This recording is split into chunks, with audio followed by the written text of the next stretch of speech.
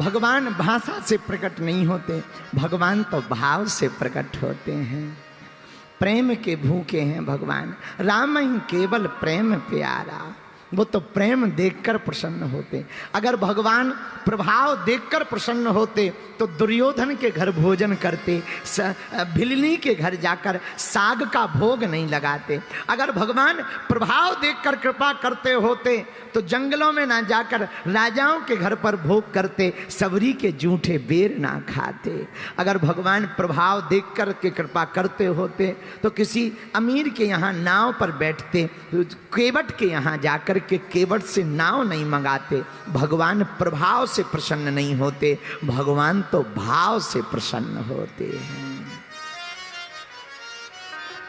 राम ही केवल प्रेम प्यारा, जिनका राम जी के चरणों में प्रेम होता है मेरे प्रिय पागलों, उन पर राम जी की कृपा होती है। बोलो सीताराम, जोर से बोलो और जोर से बोलो। अब दूसरा प्रश्न है कि भाव कैसे प्रकट हो। आहा, मेरे प्रिय श्रोताओ, भाव को प्रकट करना है तो उनकी मधुर मधुर कथाओं को सुनो। पर कथा सबको सुनने नहीं मिलती है। बिनु सत्संग विवेक न होई, राम कृपा बिनु सुलभ न सोई। बिना सत्संग के विवेक जागृत नहीं होता, लेकिन राम जी की कृपा के बिना भैया आपको कुछ मिल भी नहीं सकता। जीवन कठिन लग रहा हो तो सरल हो जाएगा। हाँ, हनुमान जी महाराज का काम है दुर्गम काज को सरल करना। दुर्गम काज जगत के जेते, सुगम अनुग्रह तुमरे तेते। हनुमान जी के बहुत काम हैं, उनमें एक ये भी काम है। क्या काम है? कोई काम कठिन हो ये सरल कर देते हैं। अच्छा, कठिन क्या था? लंका जाना, इन्होंने सरल कर दिया। कठिन क्या था? जानकी का पता लगाना, इन्होंने सरल कर दिया। कठिन क्या था? रावण का मान मर्दन करना, हनुमान जी ने सरल कर दिया। मेरे पागलों, हनुमान जी की भक्ति के लिए हम पंचकुला वालों को क्यों बोल रहे पता है तुम्हें? आहा हा भैया, जो भाग्य में होगा वो तो मिलेगा, पर तुम हनुमान जी की भक्ति करोगे तो जो भाग्य में नहीं भी होगा वो हनुमान जी की कृपा से मिल जाएगा। अब आप कहोगे गुरुजी ये अप्रमाणित बात है। ना ना ना, प्रमाणित है। हनुमान जी कौन है? कथा जहां से उठी थी वहीं वापस ला रहे ताकि तुम्हें समझ में आए। हनुमान जी कौन है? शंकर सुवन के गाओ। आप हमने अभी कहा कि जो भाग्य में होगा वो तो मिलेगा ही, हनुमान जी की भक्ति करने से वो भी मिलेगा जो भाग्य में नहीं होगा। पूछो क्यों?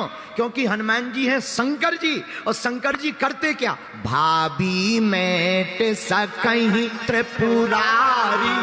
भाग्य के लिखे का मिटाने का काम भोले बाबा का है। भोले बाबा भाग्य में लिखा हुआ कोई मिटा सकता तो शंकर जी मिटा सकते हैं। भाग्य में नहीं भी लिखा हो अगर कोई दे सकता तो शंकर जी ही दे सकते हैं। एक बार ब्रह्मा जी नाराज हो गए, आहा, पार्वती जी के पास आए। पार्वती जी ने पूछा क्या बात है ब्रह्मा जी, कमजोर कमजोर दिखाई पड़ रहे बागेश्वर वाले बाबा की तरह, क्या बात है? कोई बीमारी है? ब्रह्मा जी बोले बीमारी नहीं है, टेंशन है। कौन सी टेंशन? बोले तुम्हारे पति के कारण टेंशन है। पार्वती जी बोली हमारे पति के कारण? वो क्या कर रहे हैं? बोले कर कुछ नहीं रहे, हम भाग्य में जो लिख दें और कोई इनकी भक्ति करे तो ये अगर हम लिख दें कि इसके बेटा नहीं होगा और कोई हनुमान जी की भक्ति करे तो ये बेटा दे देते हैं।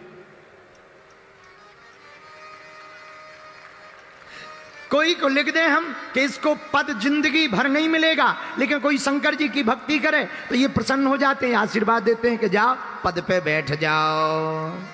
तो जो भाग्य में लिखा वो तो ठीक है, ऊपर से इनकी कोई भक्ति करे एक्स्ट्रा और देना पड़ता है। जब इन्हीं को सब कुछ करना है तो हमारी ड्यूटी काहे को लगाई गई? हम तो इस्तीफा देने आए। पार्वती जी बोली इस्तीफा ना दो, वो भोले भाले हैं, सीधे साधे हैं, उनकी ऐसी आदत है, हम समझाएंगे। बोले नहीं नहीं कोई बात नहीं भैया, मेरे पागलो, हम कहना ये चाह रहे हैं, धन्य है, आहा धन्य है भोले बाबा जो भाग्य में लिखा वो तो मिलेगा ही, पर पंचकुला के पागलो, अगर तुम हनुमान जी की या शंकर जी की भक्ति करोगे तो जो भाग्य में नहीं भी लिखा होगा वो भी प्राप्त हो जाएगा।